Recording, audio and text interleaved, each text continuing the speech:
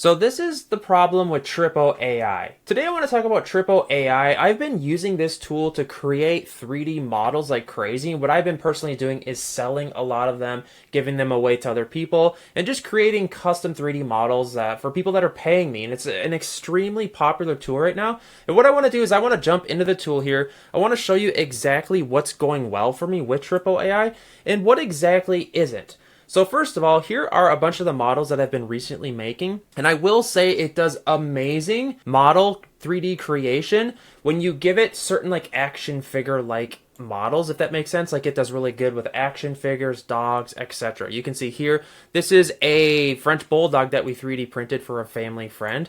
And I'll lay over some video right now of what it looks like when we actually 3D printed it. It turned out really well. I will say there are some tips and tricks to kind of getting the image to 3D content or the image generation better. For example, what I tend to do is you go in here, like for example, I'll use ChatGPT to help me make images. For example, like this image right here has a background. The first what I would do is remove the background. Also, the simpler the image, the better it does. So like all it's doing is it's taking the image that it's using. I'm going to see if I can find it here real quick. So here it is. I brought it up in Canva. This is the original image that I had from a family friend. And what I would do here is I would first remove the background. A lot of times, say if like you didn't want Trippo or like the AI generator, the 3D modeler, to have certain things in the image, what I would do is go over to ChatGPT and just ask it to remove that. So like say if I remove the background here and I upload it into Trippo AI, it's going to do a decent job, but actually what I would do is give it to ChatGPT and ask it to remove the collar. And that's exactly what I did for this generation here. And you can see there isn't a collar right here, or else you're going to get some like scraggly rope as the collar in your 3D model. So just a little piece of advice there. Like I was saying, it does really well with animals and like figurines and characters, stuff like that, which is a lot of stuff what people want, right? What it actually struggles with is actual like structural items. I'm going to bring up some of those I've been doing here. So this was a dryer vent cover. This one actually turned out really well. This one doesn't look funky at all. That would work out perfectly well. But this one, for example, I fed it an image. First of all, it kind of messed up with the screws. See where it has like the Phillips screws? Where I actually just need screw holes because that's where you're going to screw it to the house or something like that. And also, it forgot to remove the bottom part. Not to say that you couldn't do this in like custom modeling, but most people are just want, to upload an image and kind of just have it turn into a 3D model as simple as possible, if that makes sense. This model here is one of my favorites. This one turned out absolutely amazing. I just had ChatGPT make me a Rick and Morty themed action figure.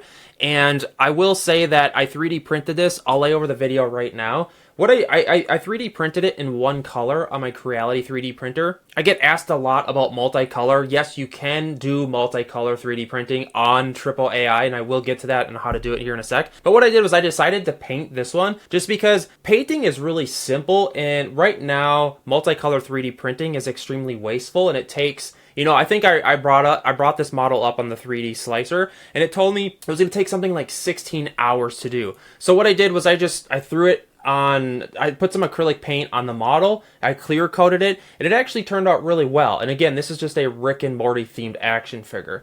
Trippo AI does really well with action figures, animals, people, etc. It kind of struggles with like structural items where you need like specific measurements in that, but that's to be expected, right? Because a lot of these AI modelers, like here's another one, I decided to do a wrench. I was like, hey, instead of buying a wrench, let's just 3D model one. And like if we zoom in here a little bit, but like see the tip here right here? You can kind of see it gets a little funky right there, and the model's just too thin. Like obviously this isn't going to work as a wrench, right? Also, it also struggles with text. So like a lot of times we were trying to do like some Christmas ornament houses, and where it said Merry Christmas, it just kind of gives you like a gobbled mess of text. But that's all AI right now. So like I'm not blaming Trippo AI for that in itself, but these are just some of the limitations that I've found with Trippo AI. This is like my honest review on it, on some of the experiences on what we've 3D printed. Hopefully that makes sense. I'm just kind of trying to shed some light on this because I have been getting a lot of questions regarding this, mainly on the 3D Print Dude channel, because I've been doing tons and tons of AI modeling and just videos on that. And I've been making a lot of money putting these 3D models on websites. I get asked that a lot lately. And yes, people love these. If I were to give you any advice, if you're looking to sell this stuff, go into hobby spaces, like people that love houseplants, create houseplant 3D models, and just do tons of them. Because what's cool about these, like Trippo AI, like you can sell these, and like they're kind of yours to own. That's kind of like a big gray area as far as like what people believe in and ethics. But if you look up the law on this, Trippo AI says you can actually sell these models. And also what works really well is actually just giving a text prompt. So a lot of people just think Trippo AI is kind of the image to 3D modeler feature, but they actually just have a text prompt in which you can just ask it to create you a model. What I do, a little piece of advice, I go to ChatGPT and then I ask it to make me a prompt on what you're trying to create, right? Like here is it created me a model prompt for a cell phone holder. And then I just copied this and I pasted it into Trippo AI here. And I'll show you what happened here. So this is the model that it made. So like this is the cell phone holder. And like to be able to create a model like this within like 30 seconds and just have a bunch of text that I now own, like if you don't see the rewards, like the pros in this, I don't know what to tell you. I honestly think that we live in a scary time right now where 3D modeling is becoming so easy that it's going to entirely change the entire 3D model space. I think buying models are going to become like less of a thing. I think that the early adapters that are going to get on this ship early are going to make a lot of money. But past that, I mean, why would I buy models when I can just create them with AI? So like if you're going to jump on this, I feel like now's the time. But that's my personal opinion. Here is another 3D model that we created using a prompt. This one is a little more weird. And if you guys are looking to do like multicolor here, I'll show you as an example here. We'll click back here. So what I did was I had ChatGPT make me a koala hybrid animal right here. Someone asked me to make this koala panda hybrid. This is the image, right? What I did was I just uploaded it into Trippo AI, right? Which you just click on image to 3D, click here, and then upload. And then here is the model that it created within about 20 seconds.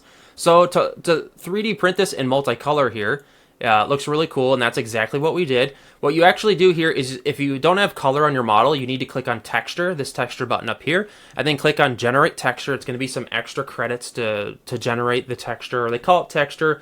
It's pretty much color.